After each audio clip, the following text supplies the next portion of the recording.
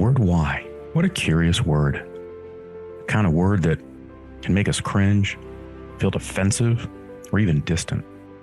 But you know, sometimes why is the key that can unlock so much to our lives. Join me as we explore the why with fascinating contributors to the world, those that entertain us, inform us, teach us about life, and if we're lucky, inspire the next in all of us. I'm your host, Dr. Rod Berger, and welcome to HeadRoom, a production of Rainlight and co-produced by Old Soul. Let's go. Well, so many of you that have followed my interviews, I think that you've seen that I've been on a bit of a path wanting to talk to the best and brightest and best in class and thought leaders. And this is such a treat for me, and I think it's going to be a treat for you. But Divya Gokulnath, she is the co-founder of BYJU'S, and we've spent time together in the past. I did an article on her and her husband, really in the love story that brought the world BYJU'S for Forbes. This is a follow-up because I've been following Divya now for quite some time, and I think probably being very transparent, it's because I have a very strong daughter and a very strong wife, and I just really align with Divya as her sensibilities as a woman, as an entrepreneur, and someone who isn't afraid to share her voice in the spirit and the promotion of females around the world. So we're going to spend some time today getting to know a little bit more about Divya and her perspective on being an entrepreneur. Divya, it's so nice to be spending some time with you today. Thank you, Rod. So nice to be back chatting with you again. Okay, maybe you know, in our experiences, this won't surprise you, but let's dive right in. You know, there's the notion of the glass ceiling. And I wonder if, I'll speak for the American audience, I wonder if we have romanticized to some degree this notion of a glass ceiling, and then celebrating when we think that we've broken the glass ceiling in different examples around the country or the world for that matter. But I also think that we're missing an opportunity to have a better understanding, to contextualize what the glass ceiling looks like, what it feels like. And I can never know that because I'm a male. And on top of that, I'm a white male. And so privilege has followed me around planet Earth in ways that I can't connect fully. Can you help me understand, and the audience understand, your perception of the glass ceiling? If you were walking in, if you were painting a picture, what would it look like? I mean, is it lit up? Is it a dark room? I mean, how should we understand the glass ceiling in the context of trying to get out of the way so young girls and women can realize all the potential and amazing gifts that they have? Yes. So if I have to paint the glass ceiling out, right, for me and for so many women who are trying to give their best at both at work and at home, it's multifaceted. There is the society, there is age-old stereotypes, there are notions, and all of this ties down into myths, right? Like women cannot take charge, they can only take care. So all of this, I think, is etched in this glass ceiling.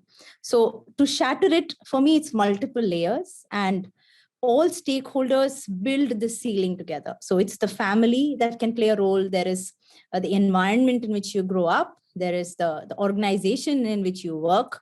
So all of these, every step on the way and every step a woman lays, and for me, it's walking across that glass ceiling, because rather than being in front of you, it is something that you walk on, and every step that you take, you're going to hit a roadblock again and again. But to break that, you need a stronger hammer, right? And that hammer is the same thing which is creating the ceiling in the first place. It is the society which is saying that women cannot take charge, but it's the same society who has to change the notion that women can take care and take charge. In an organization, if they believe that, you know, as a mother, there is a common belief that as a mother, you contribute lesser to the workforce. Then over there, the organization has to understand that, if anything, and I can lead by example there, that becoming a mother has made me much more efficient at what I've done, because I value every minute more and I make every minute count. So it teaches you a lot of things, motherhood, right? So according to me, there is age-old notion, there are beliefs, and these beliefs are strong setbacks. And if you look at what the pandemic has done, it has added another layer to this glass ceiling. The number of women who dropped out of the workforce again has gone up. And if I speak about India, we have half our graduates are women, but only 23% are in the workforce, down from 35%. So if anything, the problem is becoming worse. While for those who step across and come on the other side, because there is so much cognizance of the fact that it's difficult to make it to the top, we are celebrated. And that's a big boon, because we are now able to set examples for so many younger women that you can do this, you can take charge of your life, and you can give your best at both, because both are always so important, both family and work. According to me, it's you as a woman have to be able to do both. And if I have to rewrite this entire notion, I would say women can take care and take charge, and men can take charge and take care. And I think that is very, very important. And that, I'm so glad you brought that up about men in that equation, because I think we're so used to, it's sort of an either or. It's either a female that's breaking the glass ceiling, or to your point, walking across it at the expense or at the diversion of what men might be doing. But it does seem to me that we're all going to get to the place we want if we understand each other better and understand the role either that men have at home with their children, if they have children, how that then layers into their work life. Can you talk a little bit about how men play a role in the vision that you were talking about? As the days go by, we see men contribute equally. And I think the pandemic has played a role, in a lot of men spending time at home with their families, with their children. And so many of them have come out of that feeling rejuvenated and getting a whole new facet to understanding how managing home is. I come from a family where I think that has been the biggest enabler for me. My father-in-law, my husband's brother, their cousins, all, and there are a lot of men in this family where I come from, and they all equally chip in and take care. So I see the importance it has in my children's life as they grow up. I see how much of a role it plays in making my two boys understand that as they grow up, they also need to grow up and take care. And they are equal shareholders, right, in this whole bringing up process. I love that, equal shareholders, even from your boys' perspective. Let's talk about education. And one thing that I worry is that do we want to get to a point where we don't have to have young women like feeling as if they have to talk about the glass ceiling, that it's just, we've already sort of gotten past that. And it's because we've created generational experiences through education to support all the elements that they're going to need to succeed as entrepreneurs. So help me understand your thoughts around education and how we better prepare. I mean, look, in the US, we have battled for years in STEM and STEAM curriculum for young girls, right? And so I think that's been around the world too, right? And so how do we support them in education so that we're not worrying about, because it feels like they're like multiple battles that young girls have to fight. They've got to fight the perception that they are trying to have it all, right? And I've heard you talk about that in other interviews. And then, oh, by the way, be an entrepreneur and be a successful student and be a wife and a mother. How do we kind of move some of those to the side by understanding how we can support them with curriculum that matters? I think it starts with the most important understanding that you educate a woman, you educate a generation, or you educate a girl, you educate a generation, right? Because the minute she's educated, she will ensure that her children are educated. And that is something which is a generational shift. If you want to look at things, the needle moving, you can make that happen only if it starts by educating a girl child. So that's why it's so, so important. Now, that being said, how can we do that? This is where technology can play a massive role, because technology is a strong enabler. And I've seen that not only does it make a teacher a better teacher, but it also very strongly bridges the divide, makes the world flat, in the sense that somebody who is sitting in a remote village has the same access to the same high quality teacher as compared to someone who's growing up in a tier 1 city. And why I can say this with so much confidence is that, and I'll speak about the Education for All initiative over here. We have impacted 3.4 million children over the last 15 months through our not-for-profit social initiative. And these 3.4 million children are all first generational learners. They are students who are, have never been to school. They've dropped out, right? So the impact is huge. This is their primary mode of learning. Half of them are girls. So if you see what technology does, it actually enables you to learn from where you want, how you want. So parents are also okay with their daughters being exposed to content which they can consume from the comfort of their home, because as you said, it's not safe. Not every parent wants their daughter to go miles to attend a school, but they're okay with them learning something if it's from the comfort of their home. So technology, according to me, is the key to bridging this divide. While we speak a lot about the digital divide and everything, with the smartphone penetration that we see today, it's much more easier to solve the inequities which exist in the physical world than that exist in the it's far easier to bridge the inequities that exist in the digital world than in the physical world, because if you think about it, it's much more difficult to put up schools and equip that with great teachers than it is to enable internet access and provide a smartphone, right? So we've seen that also over the traction has been phenomenal. We're seeing an increase in learning outcomes, which I think should be the end goal for any education, any learning company. Ultimately, the child should love learning, and that should result in increased learning outcomes. I want to talk about the stories that we consume when it comes to the narrative that we're talking about.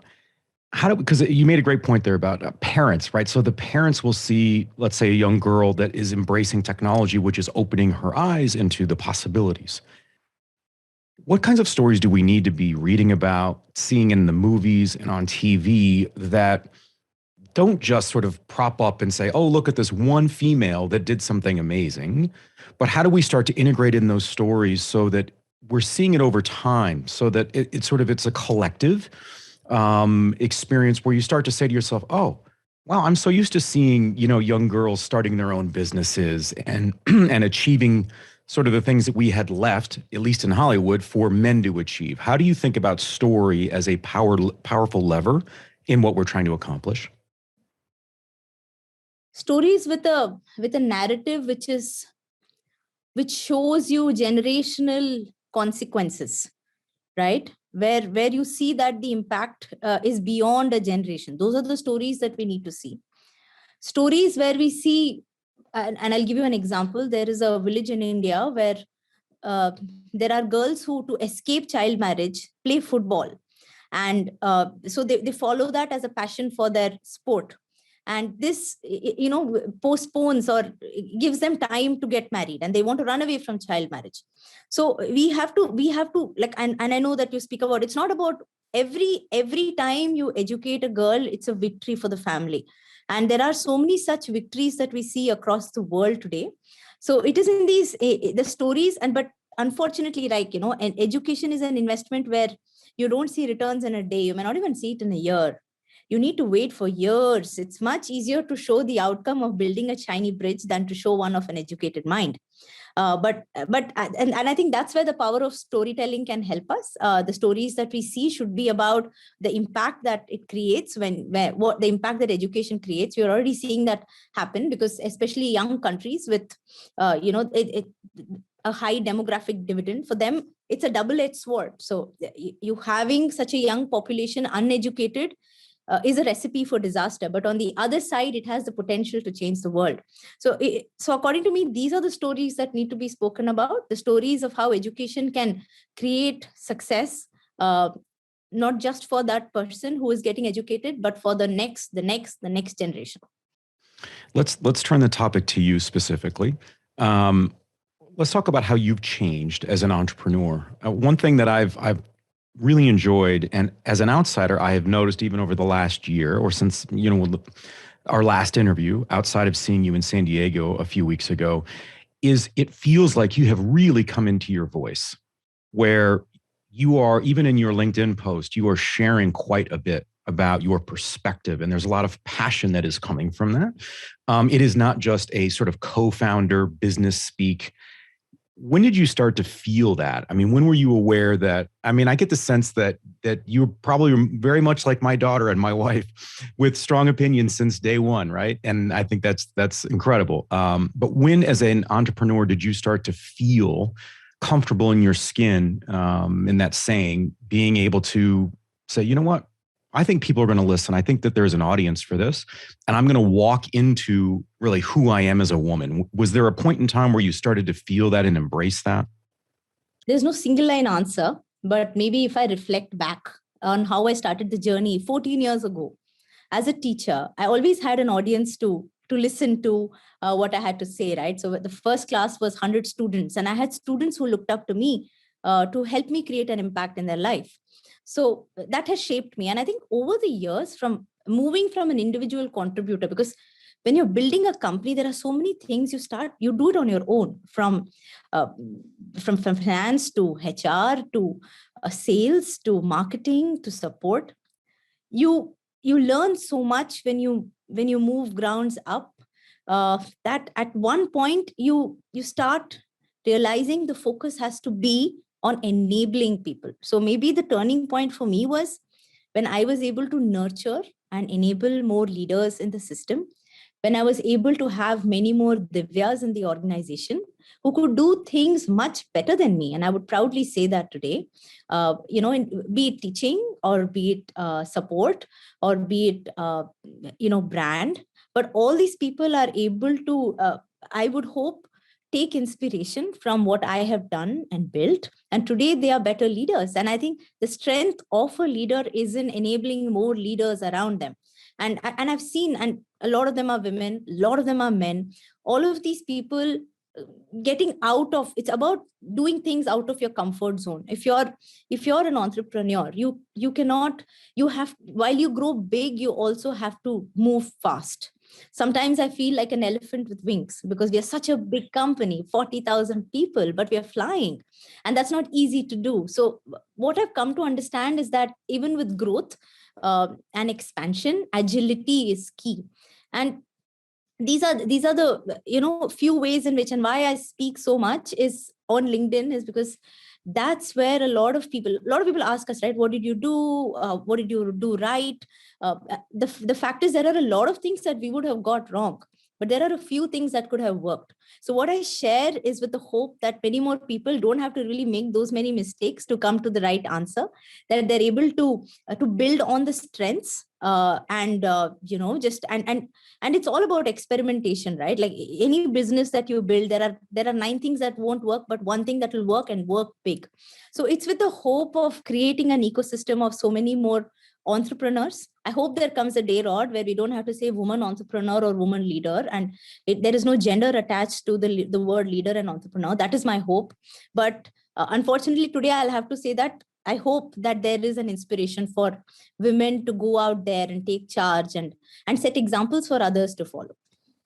A lot of people will think about women, and they think about multitasking and the ability to do so. And then I think about running a business, building a business, and wearing a number of hats, to your point: marketing, branding, sales, support. How did you support yourself? Because look, I'm sure that there were eyes or eyeballs on you as you were building BYJU'S to see how you would fare as a female entrepreneur in ways that they probably didn't, with BYJU'S, unfairly. How did you support your own growth and development as an entrepreneur to understand the principles of business building while you were trying to manage the public face of it and to, do all the things that you had to do? Was this sort of in the back of your mind when you're, sort of laying down at night thinking about these things? Because I would think you even had to do that much more just to build that kind of momentum and buy-in where you felt comfortable in the business setting and you were also finding leaders and giving them voice. HeadRoom is produced by Old Soul, a one-stop marketing agency that understands the power of brand and nuance. Reach out to my guy Matt at Old Soul and supercharge your brand and content strategy. That's Old Soul. Shoot Matt a note at aoldsoul.com. That's AOLDSOUL.com. And now, back to our guest. I'll answer your multitasking question first. And if you ask me, women are better as per multiple studies, but it's the same thing that can come back and hit us. Because when you multitask, you try to do 10 things at one time, and that may always not be the best idea, right? So for me, it's always been about prioritization. It's always been about, even if I can do 20 things, and I think we're in a position today where we can say that we can take 20 decisions, but it's about the best top 2 or 3 and giving our 100% to it. That's one mantra I always live by, I go by. right? So that's one thing which has helped me. Two, in terms of there being two of us, I think that's been a strong advantage because you can literally be at two places at one time. So us doing this and building this together, according to me, is a big advantage because we have been able to divide our responsibilities. So there are times when you have to share workload, there are times when you have to share home load. But the minute you're on the same mission, you're on the same trajectory, and your ideologies match, it becomes so much more easier to do it. Now, that being said, for me, at both and through the, like, if I have to think about the business turning points for our business, right? The first one was when we launched the app. 2015, we launched the app. So through my first pregnancy and delivery, I was recording lessons for the learning app. And through the second one, which was the pandemic in 2020, was when I was taking live classes from home.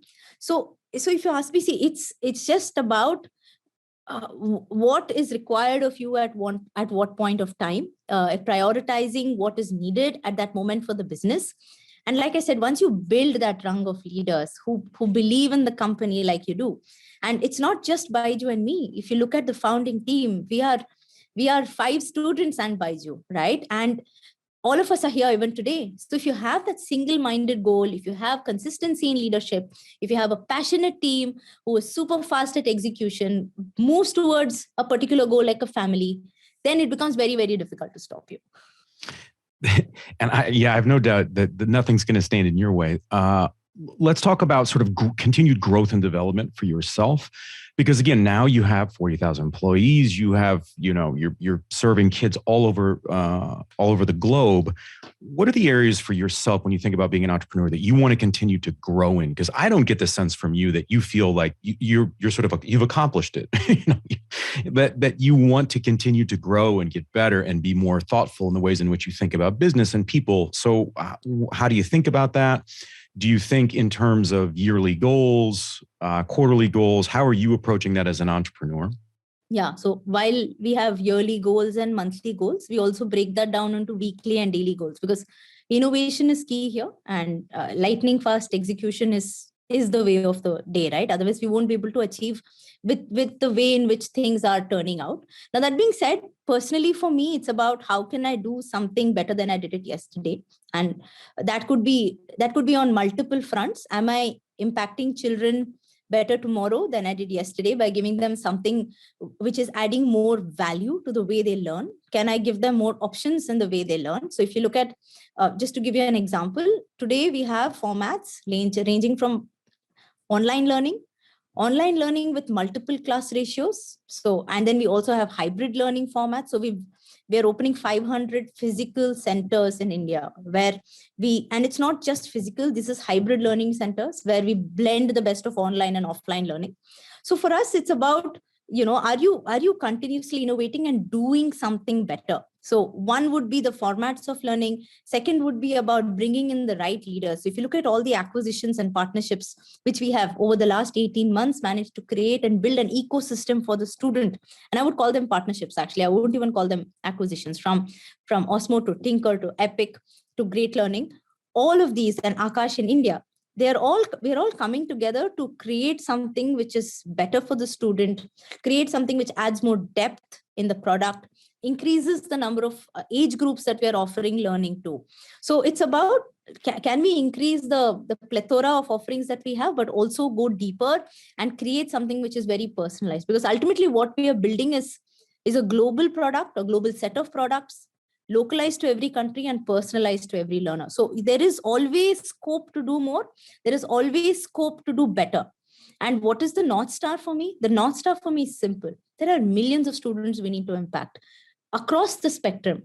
So while we're building the biggest for-profit company today, I'm also very confident that we can build the biggest not-for-profit social initiative in the world, because what we have to offer is something that is disruptive. It will help students learn no matter which class of society they come from and give them an opportunity to change their future. Where did this sense of responsibility start with you? Because it is so strong in your voice and your presence that it's your North Star. I mean, there are so many entrepreneurs and very successful ones that I've spent time with and interviewed. they do wonderful in their ecosystem, but it may not be the biggest ecosystem. I don't sense that there is a stage that is too big for you. And that's to the benefit of the people that support BYJU'S and what you're all building. But that there's a sense of responsibility that comes through in your voice that you, in essence, that I could imagine you losing sleep if you think about children that are not being served in the way that we know we can based on the technology and the developments of your company in that regard and others around the world. Where did that start? It's always been there. And it was me from the first class that I entered, where I taught the first set of students to the millions of children who are learning from us through video and through the app, to the centers that we're building every day. It's just that the responsibilities get added on. You started as a teacher, and then there are multiple, because we didn't start this as a business, right? So we started this out of the passion of creating a change in society. This passion intersected with a strong need. And if you ask me, that is the biggest reason why it's worked today. So I would say the underrated trait for this is passion, where and that's what is keeping us going every day. And today the responsibilities are multifold. So there is teacher, there is entrepreneur, there is co-founder, there is a leader, then there is a mother, of course, which is so important because it helps you more understand the importance education can have in someone's life. Would it be fair to also give you the title of ambassador? I feel like you're an ambassador for a strong, independent, but inclusive female voice. Is that fair or foul? An ambassador for strong leaders, irrespective of gender, an ambassador for merit and talent, an ambassador for fairness. You corrected me in such a thoughtful way. I love that, Divya. I want to know, tell me about your relationship with success personally, not as a co-founder and these sorts of things, but I think everybody is a little bit different, right? I think it's human nature to be excited when the things that we do succeed, but I also think it can change us in wonderful ways. But we have a different understanding with ourselves where it doesn't become about money or acquisition, in essence, in the very general term, but it means something different. How has your relationship personally to success changed over time? I haven't seen it yet.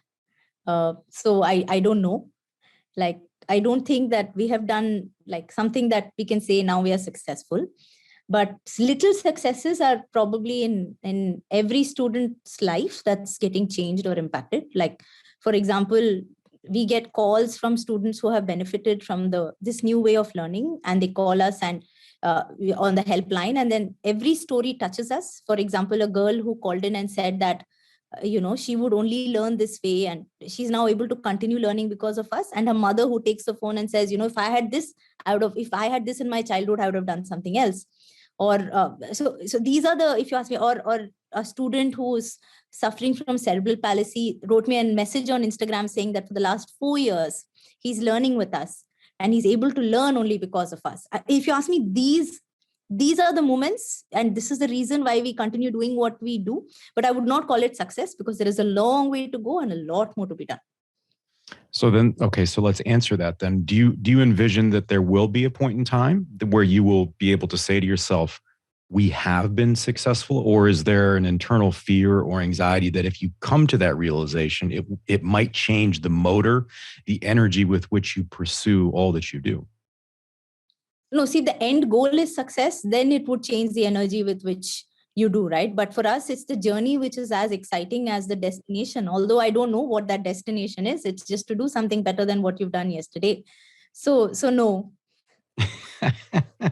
You are such a treat to spend time with. Tell me about, let's sort of close with this. When you think about all the people that you've impacted, have you found that you've been able to take on and understand the pain of those that haven't had the experience yet? How have you been able to emotionally support that? Because when I talk to people who have global impact, they'll talk about just the emotional side, because so many people then, once they realize there's an opportunity out there that could change their life, they want more.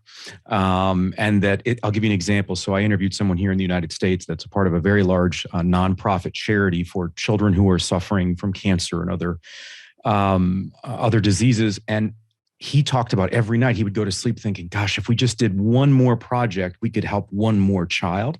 And that was sort of his personal struggle. It also motivated him and his family, but that was a very unique experience for him, knowing that how what we do works.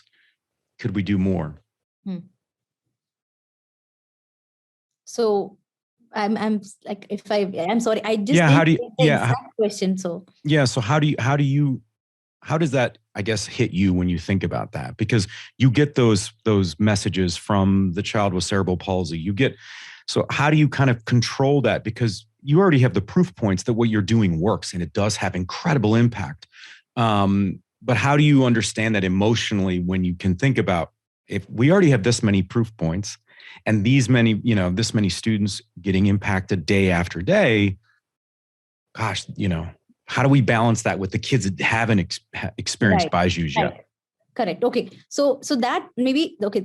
So how we are doing that is, look, I'm also very practical in my approach, right? So I know that we've gotten this far by giving so many opportunities and so many options for the students. So for us, the way forward, and we think deeply about it, right? It's not that we're going to rush into a decision. So it's about next step forward is, can I do this better? And can I do this in a way that is giving more students access? Because what suits student A will not suit student C.